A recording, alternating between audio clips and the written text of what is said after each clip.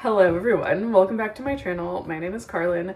We have been foster parents for almost 3 years now, 3 years this December, and I wanted to share what it looks like to go from being inactive to being active again with your agency.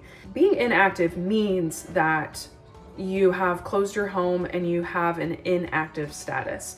And that just means that you don't have to keep up with trainings or CPR certifications. You don't have to keep up with anything until you want to go active again. So being active again means that you update anything that needs to be updated. You have to go through the auditing process again. You have to have a condensed home study done, so they come to your home and do all those kinds of things, but it's not nearly as invasive of an interview as your first home study would have been. So it's a little bit condensed.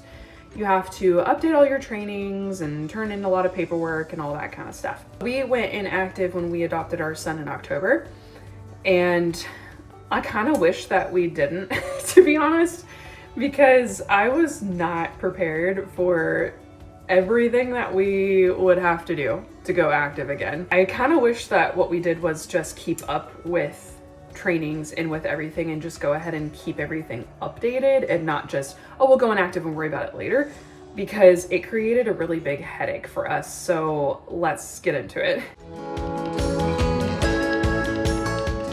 So we started our activation process in early December, right before Christmas. And we were gonna wait until the new year and just wait till the holidays over, but we were like, you know what, we're ready now. Let's just go ahead and do it. And so we started turning in paperwork. I started doing all of the courses and knocking those out. We did absolutely everything on our part within a month, like lightning speed. We had to rely on our home developer to schedule and come out to our home and do a home inspection again and do an interview, go over preferences. So we prepared our home for that. And then the delays started happening. I think part of the problem was that we had an inexperienced home developer. He hadn't been working for not even like a few months. He kept having to ask the supervisor questions. There were things like he was gonna schedule our home visit, but he's like, I can't do it at all this week. I'll have to schedule next week. We had to wait like 2 weeks at that point. And so he finally came, did the home study, did the inspection. Everything was good to go. We were like, maybe we'll go to audit in the next couple of weeks. And he was getting everything together. Oh, forgot some paperwork. He sent me a couple of documents I had to fill out and sign. Sent those right away, lightning speed, because I wanted this to just like hurry up and move along. And then he said, oh, there's some home study questions that weren't on my list originally that I forgot to do. I'm gonna have to schedule another home visit to come out. He couldn't do it that week, he had to do it next week. So there's another 2 weeks that we had to wait. There would be times where he was like, yeah, I'm finalizing that. I'll let you know when it's done and you guys are going to audit. A whole entire week will go by without me hearing anything. And I'm trying not to be a pest. I'm trying not to bother them, but it's like, please like tell me what's going on. It's just so frustrating just to sit there in silence. The whole week goes by and then he messages me and says that we're finally going to audit. And like my heart's pounding. I'm like, yes, finally. Audit got back with us within 24 hours. And he said, unfortunately, there's 2 trainings that you need to do and they are on the agency calendar. My heart sank at this point because I knew that when trainings are scheduled on the calendar that I am at the mercy of whenever those trainings are scheduled. That could mean a few days from now. That could mean 3 weeks from now. Just my luck. I looked at the calendar to schedule them. They were like a little over 2 weeks away from the point where I was looking at the calendar. Very frustrating because we were ready. We had already gone to audit. We were thinking, this is it. We're almost done. All we have left to do is audit. And now I have to do these trainings that are over 2 weeks away.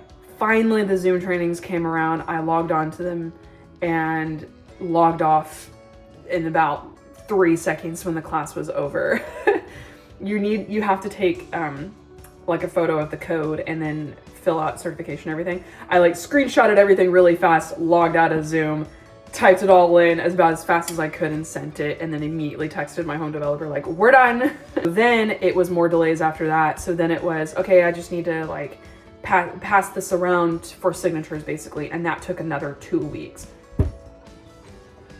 Basically at this point, we had started in early December And as of right now, we were officially open for May 6th. So that's how long it took, and that is not normal. The activation processes should only take up to 90 days. It should not take 5 months. Glad that that is behind us now, but that has been our experience with going from inactive to active. I probably won't do that again. What we'll probably do next time is we will decide if we want to continue fostering if we ever adopt it again. Before the adoption, we'll decide then, and just have our names not on the list for a couple of weeks, and then decide, but we probably will not ever go inactive status again, just because that was the biggest headache ever, is to try to go active. That was our recent experience. We said yes to respite next week, so we're gonna have 2 little girls here to stay with us for about 6 days. And we did get a placement call about 7 days ago for another 2 little toddlers, but we ultimately said no because we said yes to respite. And I don't have the capacity to have 5 children here at one time. My car only seats 3 in the back. We are remaining open for a baby. So I told our intake with our agency that we can always add a baby. And so we still are remaining open for that. And I'm kind of sitting in the reality of that decision that we made, because my car only seats 3, like I said. And so if we do get placed with a new baby placement, then we will have 4 children here, including my son. I have some backup plans and kind of like some logistics that I have tentatively in case that happens. I'm gonna have, someone come over and stay with my son if I ever have to go to a doctor's appointment or something like that. Or if I need to go drop off the girls back off with their current foster family, then I will get babysitting for somebody to watch one of the kids so that I can take 3 kids in the back of my car. So that's kind of what our plan is for right now. It's been 7 days since we had gotten our last placement call. And so we'll just kind of see what happens. Right now, as far as May 2026 in DFW, Texas, it has been a little bit slow for young children placements, especially babies. Babies go very, very quickly. And by go quickly, I mean they get placed really fast. A lot of people have hesitation with the older kids just because they have more needs. There's not much hesitation with newborns, babies, things like that. So normally the first family they call will say yes if it's a baby, and versus toddlers where they will kind of call multiple families, and people will more often say no than yes on those types of placements. So that's just the reality of it. It's not right or wrong. It's just kind of like how it works. So babies get placed very, very quickly, and family is more willing to step forward as well with a lot of baby placements. Not always, but a lot of times that is true. So we may wait a little bit longer, but this is the longest that we've ever had to wait. Last time we were licensed, we only waited like less than a week for each placement call that we've gotten. So this is a little bit new, and it's a little bit of a newer season, and things are not quite as the same as they were last time, and that's just kind of how foster care works. So I will talk more about like whenever we do get a placement, and kind of the questions I asked this time.